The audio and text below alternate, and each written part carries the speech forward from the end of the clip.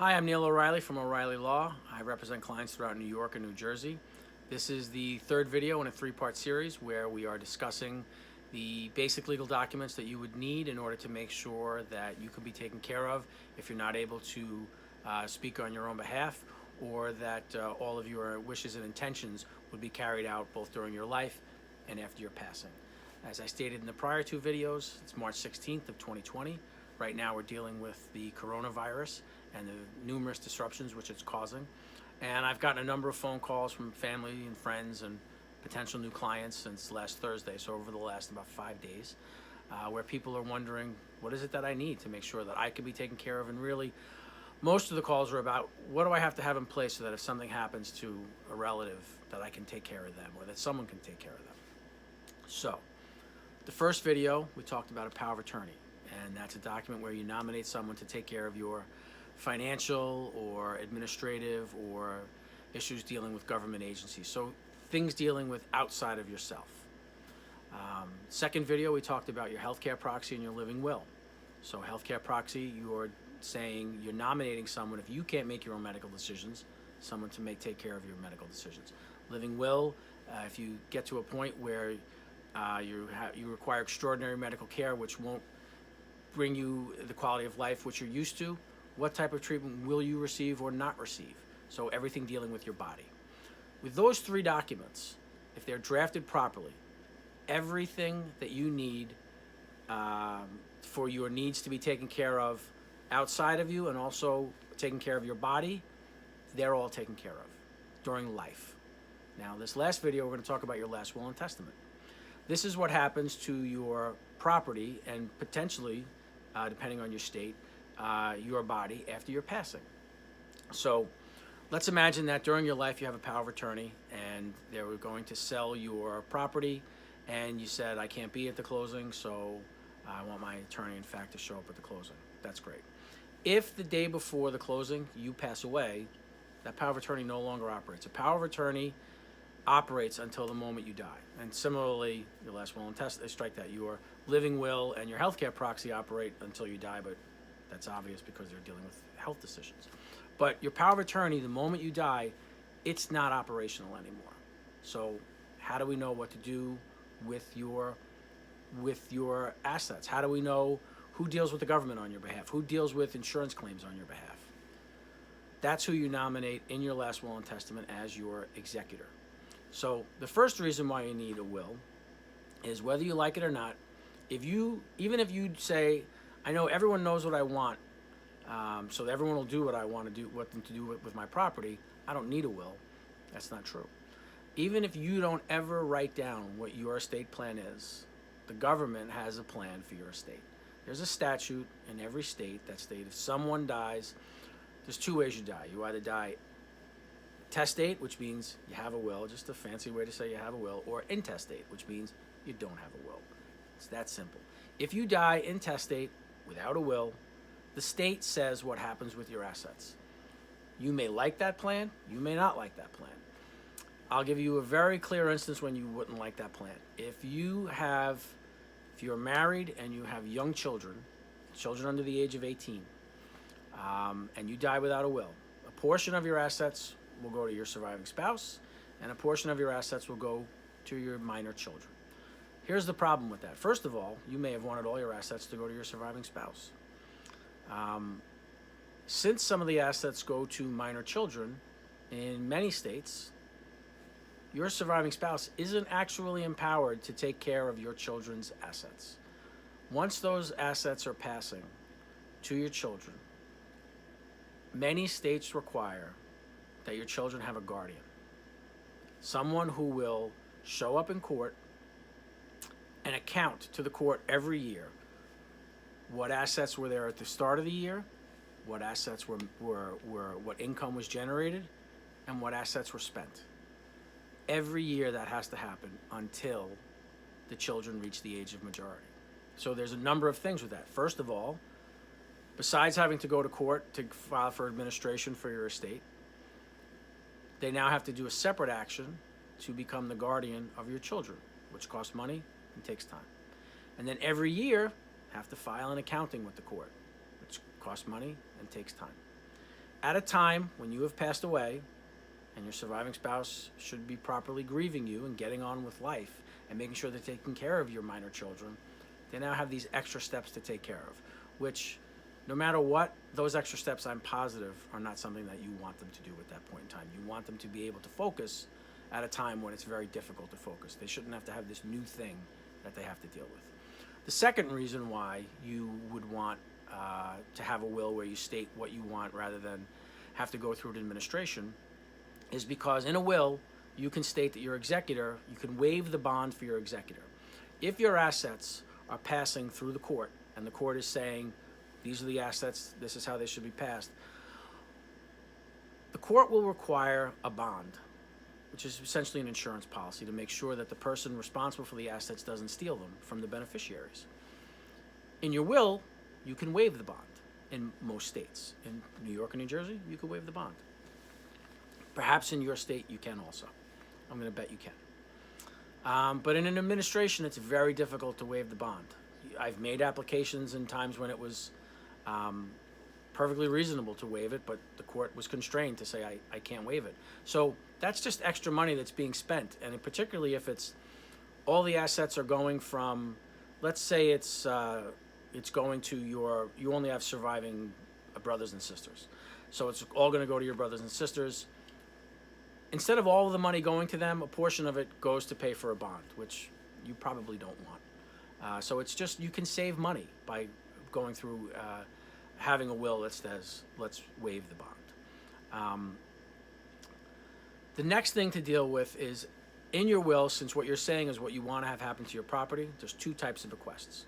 The first is a specific bequest. That's where you state, I want my green ivory chess set to go to X relative. I want my Yogi Berra signed baseball to go to Y relative. You have specific items which you are giving to specific people. Now, if when you're making a specific bequest, the item no longer exists, for instance, you say, I want my 1986 Chevelle. I'm not a car guy. I don't even know if they made Chevelles in 86. I apologize to all the car heads out there. Gearheads, I guess I should say. I listen to enough car talk. If that item is no longer owned by you when you pass away, that bequest is gone. So it may be that what you really wanted was for your whatever car you owned at your passing to go to that relative. If that's what you want, state that. If you only want that specific item to go to them, only state the specific item. But understand, if you don't own that specific item, they won't get equal value. They'll only get that item. So if the item doesn't exist, they don't get that bequest. The other thing which you should do is, there should be a provision if this person doesn't survive me, what happens to that asset? What we generally do is there's always the next clause in the will, and the next clause is your, what we call residuary estate, which is anything I haven't taken care of in my specific bequests should pass as follows. So if we imagine married couple with children, generally what we call an I love you will. This is the type of will we're going to talk about here, a simple will.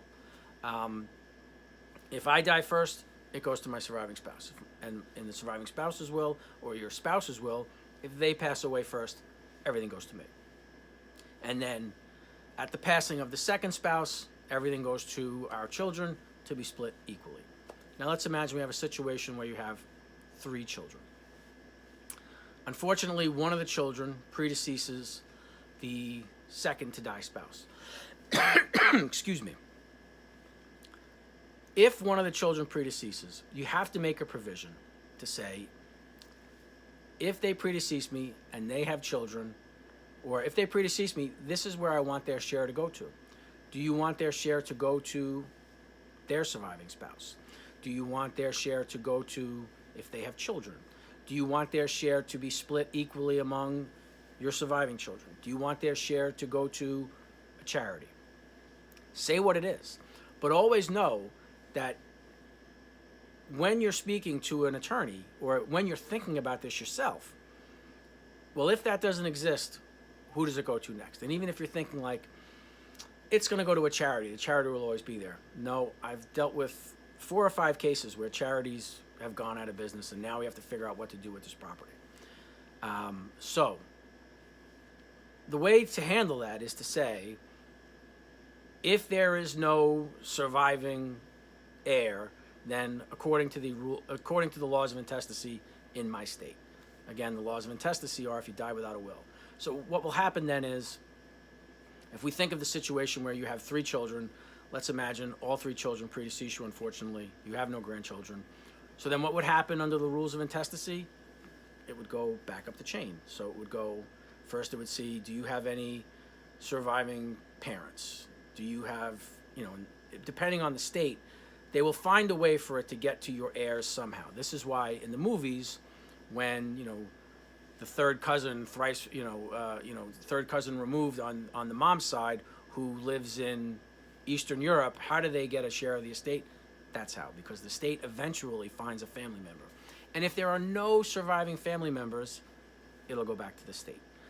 So that may be why you want to say, well, if there are no surviving family members, I want to pick a charity, I want to pick a church, I want to pick a college. Pick something. But if you don't, again, it'll go according to the laws of intestacy in your state. So make sure that it's your wishes which happen. So we have specific bequests. Be careful if it's too specific. You want to make sure, what did you really want for that person? Did you want them to have an item, either that specific item? If it's only that specific item, great. If it's, I want them to own whatever car I own when I pass away, don't get tied to the car you own that moment. Make sure you're clear about what it is that you want for them. The next thing you do in a will is, if you have minor children, you nominate a guardian for the children. This is extremely important if you have minor children. The reason being that if you and your spouse should pass away and you have minor children, you don't want the family to figure out who it was that you would want to take care of the children. If you state it in a will, A, it's clear, no one has to wonder, and B, it's binding, even better. So we don't have, sometimes I've had situations where both spouses passed away, there were minor children, and then the family got into a bit of a row about who would take care of the children. And everyone spent legal fees fighting to get custody of the children, which ultimately, just litigation costs money, and it also sometimes brings up emotional feelings is what I was trying to say, but it brings up emotions that might cause friction within the family, which if we can avoid that friction, let's avoid it. One other thing you can do in a will is, if the money is to go to a minor child, you can make sure that the money is held in an appropriate account for the child, which will limit the amount of spending that could happen until they reach an age of majority. And there's only one specific thing I'm going to mention, the trust I'm going to mention. If you have a child with special needs, you wouldn't want the money to go into their name outright. The reason is, if they require government benefits, sometimes they can't get the government benefits unless they have assets below a certain threshold. Anything that's in a trust doesn't count as them owning it. It's owned by the trust. So they get the beneficial use of the asset, but the trust is the titled owner of the asset. So it allows the child to get use of the money or use of a property or use of whatever without it counting against them for government purposes, government benefit purposes. The other thing about the assets being owned in a trust is, certain government benefits have a payback provision.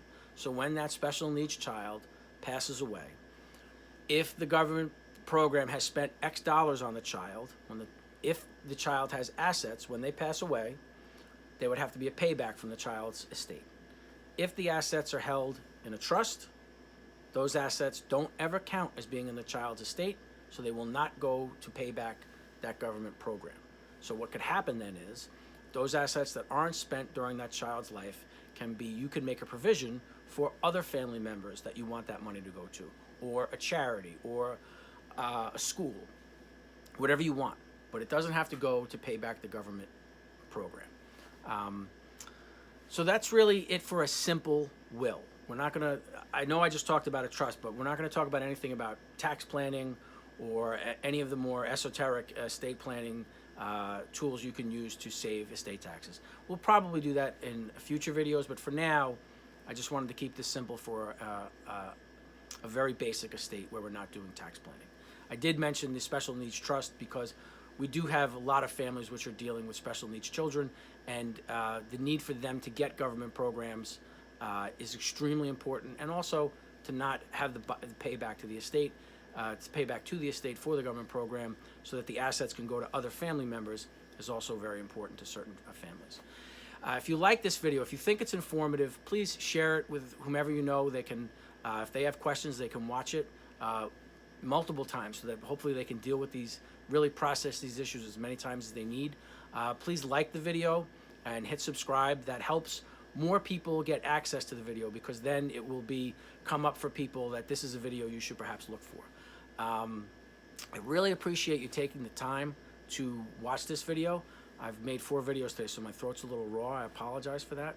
But I really appreciate you taking the time, because I know that your time's precious, and I really hope that I was able to help you in some small way to hopefully bring a certain amount of clarity and take away any anxiety you have about this. If you have any questions, please post a comment below or contact me via my contact information. Have a great day.